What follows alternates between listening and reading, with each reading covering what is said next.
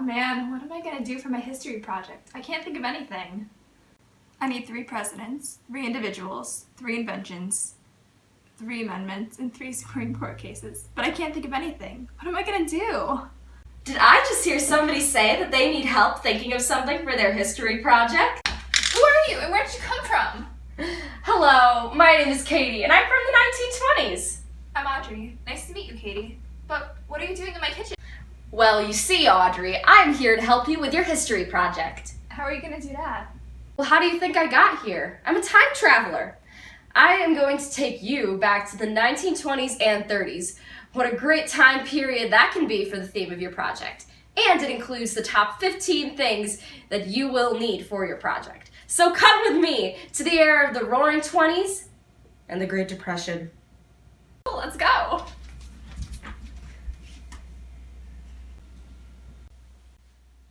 Here we are. Welcome to the 1920s, the age of the Americans working to pursue the American dream. Wow, this is amazing. What's going on with the cars over there? That is not just any car, Audrey. That is the automobile, invented by Henry Ford. Oh, why is the invention of the automobile so important? Well, first of all, the automobile has expanded city life into farm life, into the suburbs, and travel throughout America. When the automobile was invented and everyone was purchasing one, the use of highway transportation drastically increased, which encouraged businesses, industries, and people to move outward into the suburbs where land was cheaper. That explains why there's so many suburban areas surrounding the cities. That's right. Before the invention of the automobile, people lived and worked either in the city or on a farm.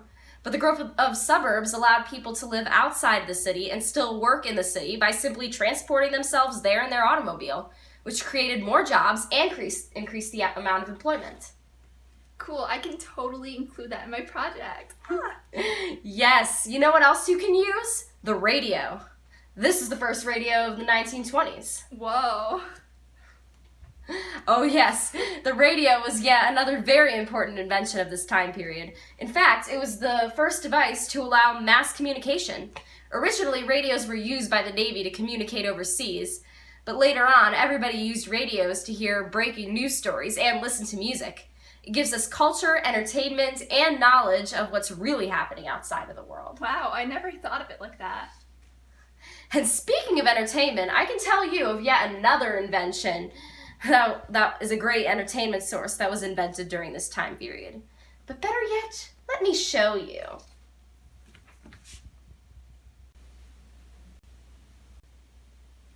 What the heck? Where are we? I feel like I'm inside of a giant electronic device. Well, Audrey, that's because you are inside the giant electronic device. We are inside of the very first TV. I feel like somebody's watching us. Don't worry, Audrey. Only Mrs. Quinn and your American Studies class are watching. It's okay. You're good. No. Why don't you just let me tell you about the very first TV? There are only 3 channels on this TV, that we are inside right now: NBC, ABC, and CBS. What could they possibly show on only 3 channels? The news, sitcoms, sports, cartoons on Saturdays, and much more. It was a great political use for presidential candidates to debate for their potential position as president. People could watch news and live on or pre-recorded entertainment. If you think about it, it's basically a step above the radio. You can watch and listen at the same time. What would America and the rest of the world ever do without a TV present day in the 21st century? I have absolutely no idea.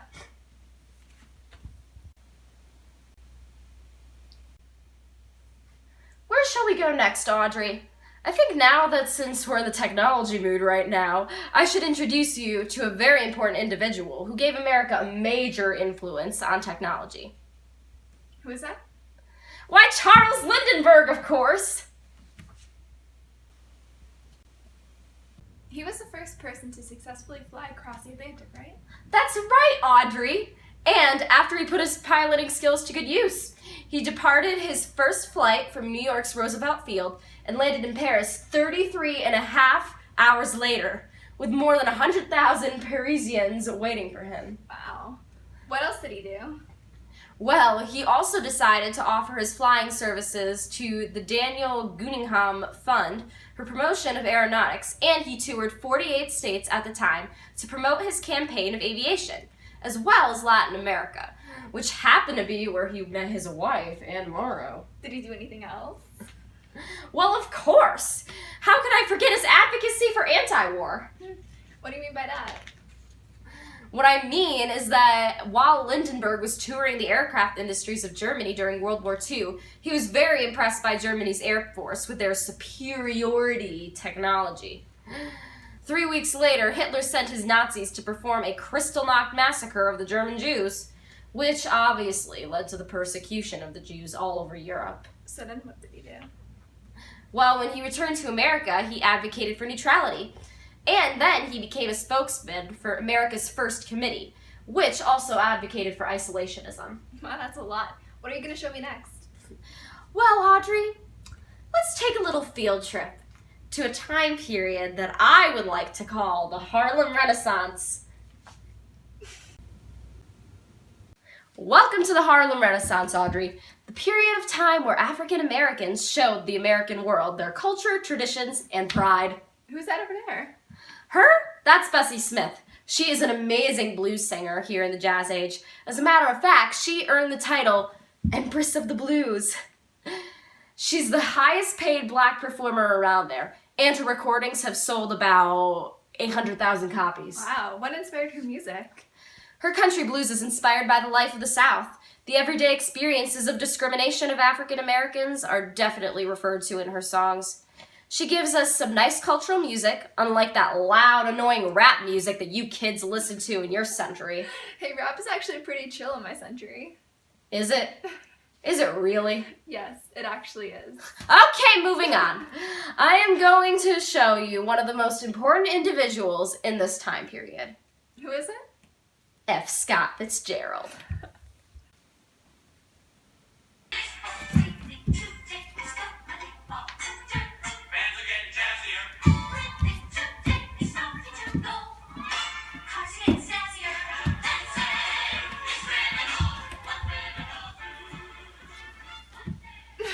Whoa, what is this? Where are we? We are in the mansion of the Great Gatsby. But I thought you were going to tell me about F. Scott Fitzgerald. I am. F. Scott Fitzgerald is one of the most famous people in writing literature, and he's the author of The Great Gatsby. What? I didn't know that. Well, now you do. I can't believe we're actually here. Where's Leonardo DiCaprio? No, Audrey. Did you forget that this is the year of 1925? Leonardo DiCaprio is not that old. Oh, right. I forgot. Plus, this is the home of the Great Gatsby, and who is a fictional character. Well, I still can't believe we're actually here. It really is amazing. Although Gatsby is a fictional character, he still represented something very realistic. What do you mean? Sorry, but spoiler alert, Gatsby actually represents corruption in government. He had a personality full of energy and motivation, but wasted it on some girl when he could have been successful. Why did he do that? Why was the girl so important to him? Because if he got with the girl, he could have moved up in social class. So, moving up in social class is very important during this time period. I mean, look at me. I'm a flapper. Do you have any idea how many men have tried it with me? Never mind that. The point is that everyone here in 1925 wants to move up in social class and will do anything to move up in social class. That is what corrupted our society. Basically not just The Great Gatsby. The intellectual messages of Fitzgerald's writing is what led him to fame? Pretty much. Did you know that in colleges in your time period, there are classes that you could take about him? Wow, there's so much to learn about him. Yeah, he's a genius in literature. Is that why America had the stock market crash of 1929? Yes it is. And that was Fitzgerald's message to America. He warned us that if we all try to pursue the illusion of American dream, moving up in social class, then we will have to pay the price with an economic crisis, the stock market crash. The whole stock market crash thing really stinks, though. What happened to America after that? Well, let's just say that it was very depressing. Where are we? Audrey, Welcome to the 1930s, Great Depression. Oh my god, wow. I know, it's really bad. So what did America do about it? Well, fortunately, we had a president named Franklin Delano Roosevelt, and he helped us through it. Oh yeah, I've heard great things about him. Did you hear about his New Deal program? It really helped America get back on its feet after the Great Depression. What kind of things did he do? 3 words: relief, recovery, and reform. Are those what the New Deal programs involved? Yep, there was the Emergency Banking Relief Act, the Civilian Conservation Corps, also known as the CCC, the Agricultural Adjustment Act, the AAA, the Tennessee Valley Authority, TVA, the National Industrial Recovery Act, the NIRA, and the Works Progress Administration, just to name a few. Aren't there still some around in my time period?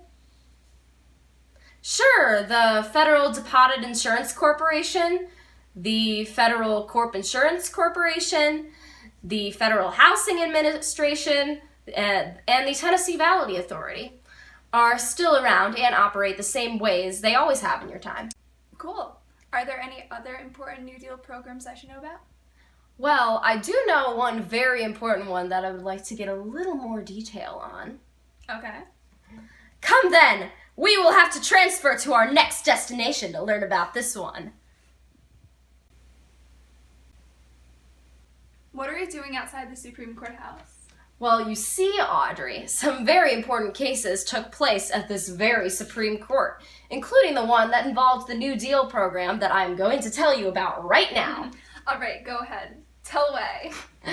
The National Labor Relations Board, also known as the NLRB, is super important because they involved with the Supreme Court case, the National Labor Relations Board versus Jones and Laughlin Steel Corporation. Whoa, long title.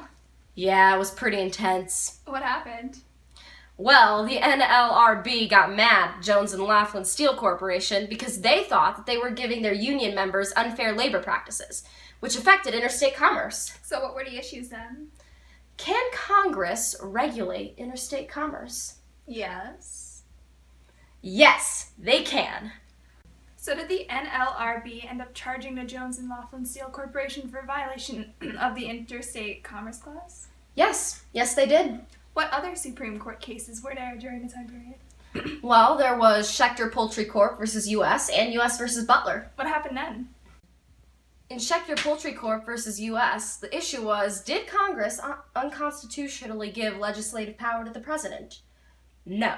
According to Section 3 of National Recovery Industrial Act, the president has power to grant industrial codes that regulate employment hours, wages, and ages of all employees in the workforce. Wow, I didn't know that. Well, now you do! Yay! Yay! And in U.S. versus Butler, did Congress exceed its unconstitutional taxing and spending powers? No. The Agricultural Adjustment Act was put in place at this time and was intended to solve the crisis in agricultural prices, which were causing farmers to go in debt. Wow, I didn't know that either. Again, now you do. Yay! Yay! You know, now that we're talking about laws, perhaps I should take you to where they make laws. The Capitol building. In D.C.? Yes! Yes!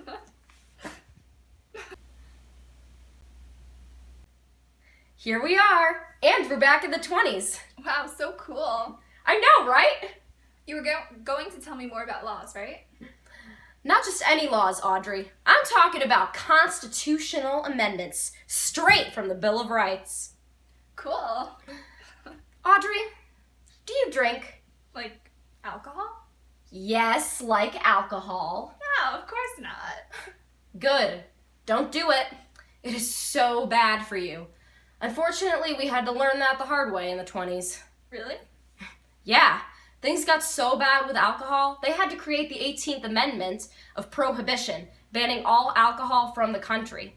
That includes the manufacturing, sale, and transportation of all intoxicating liquors. Wow. But if that amendment was made here in the 20s, how come that in the present day, in 2016, adults over the age of 21 are allowed to drink alcohol? Well, you see, that brings me to tell you about the 21st Amendment, which repealed the 18th Amendment. What? Yep. We kind of failed about obeying the whole prohibition thing. So, did they leave alcohol laws to the states then? Yep. And it specifically states that the article shall be inoperative, unless if it's ratified. Wow, I guess that explains all of this drinking nonsense. Yep, it sure does. So what other important amendments are there? Well, Audrey, you're a woman, so I'm sure you're thankful for the 19th Amendment. What's the 19th Amendment? You don't know what the 19th Amendment is? No. It gave all women the right to vote. Oh. Yeah, it's so important, Audrey. Women had been working their butts off for over a century, not only to get the right to vote, but all the rights that they deserve. And the 19th Amendment finally gave them one of those rights that they deserved, the right to vote. Wow, that's amazing. I'm so thankful for that amendment. Now I can have a political say. That's right. Mm-hmm. Yeah. And you know what? Since we are still on the topic of laws and presidents and such, come with me forward in time. I have a couple more great presidents to show you. Yay! Audrey, welcome to the White House of the 1960s. It looks the same. It is the same. It's the White House. Oh, right. Anyways, right now, Lyndon B. Johnson is president, and he had a policy that was quite similar to FDR's. Really? Yep. He intended to follow the domestic policy. What does that mean? He called for a reform program to fight poverty, which there was a lot of, just like in the Great Depression. He provided health insurance, especially for the elderly. He enforced existing civil rights laws, and he funded a huge education program full of scholarships and student loans. His goal of reform was designed to achieve a great society for all Americans. Wow, that sounds a lot like Roosevelt. He was looking to reform and help people in poverty and made America great. Exactly. Were there any other presidents who had policies like FDR? Actually, I can tell you about a president who idolized FDR. And who would that be? Ronald Reagan. He loved that guy. I remember the time traveling to the day that Reagan casted his vote for Roosevelt in the 1932 election. Wow, that's so cool. Yeah, it is. He liked Roosevelt's fireside chats and his New Deal, which happened to help Reagan's father get a job after being unemployed for a while during the Great Depression. That's nice, but what did Reagan do as president? Lots of things. He passed the Economic Recovery Tax Act, which simplified income tax, and he ended the Cold War by standing firm against the Soviet Union, calling it the evil empire, and telling Mikhail Gorbachev to tear down this wall in Berlin. He gave aid to the rebels battling the Soviets, and his efforts collapsed the Cold War. He also had a good economic policy, which he called Reaganomics. Get it? It basically involved tax cuts and domestic spending, which fueled an economic boom and lasted 2 decades. Cool. Wow, that's a lot. Wasn't he assassinated though? John W. Hinckley Jr. tried to assassinate him, but he failed. Yeah, it was pretty crazy. Hinckley tried to shoot and kill him, but he only seriously wounded him. Reagan almost died. On the bright side, though, he made some humor out of it, and he said to his wife, "Honey, I forgot to duck." So where are we going now? Back to the future. Back to the present. Wow, I've never traveled to so many places in just one day. I have. Many times. And technically, since we were time traveling, it's actually been years. True. And now you have all the information that I've given you to put in your history project. Yay, thanks, Katie. Anytime, any project, I'm here. And just because I'm from the 1920s doesn't mean that I can't do any other decade. I'm glad to hear that. Good luck, Audrey. I know you can do it. Bye, Katie. Thanks for everything.